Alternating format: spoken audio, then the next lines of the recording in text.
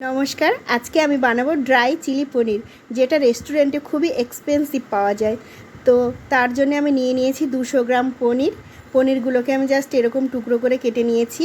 আর তার সঙ্গে আমি নিয়ে নিয়েছি গোলমরিচের গুঁড়ো, নিয়ে নিয়েছি red chilli sauce, cornflour, green chilli sauce, soya sauce আর ভিনিগার।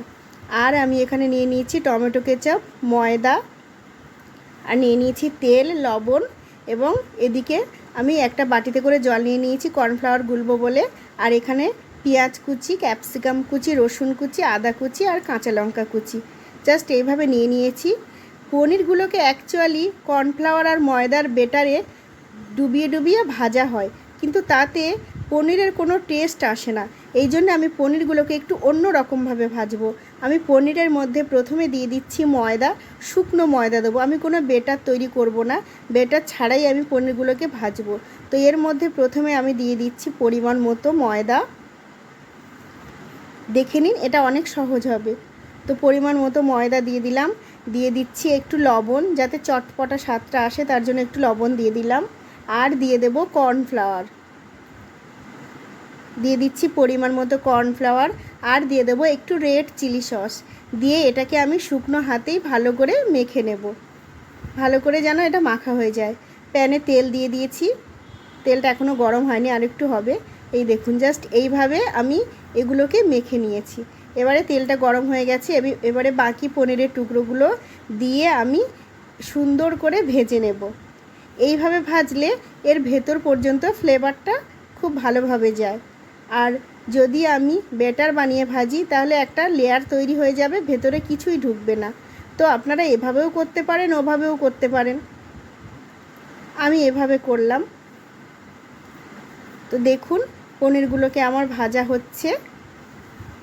খুব ভালোভাবেই আমি পনিরগুলোকে ভেজে নেব। এগুলো অলমোস্ট রেডি হয়ে গেছে। এবারে আমি এগুলোকে তুলে নেব।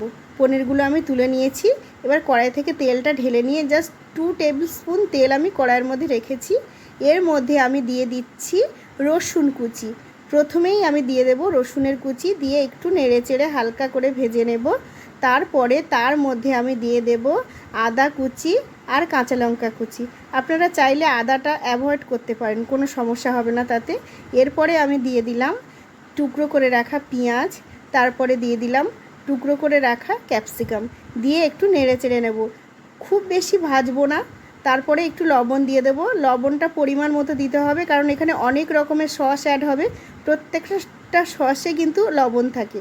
এরপরে আমি এখানে দিয়ে দিচ্ছি গোলমরিচের গুঁড়ো। এটা অবশ্যই দিতে হবে, কারণ এটাতে একটা চটপটা ফ্লেভার আসে।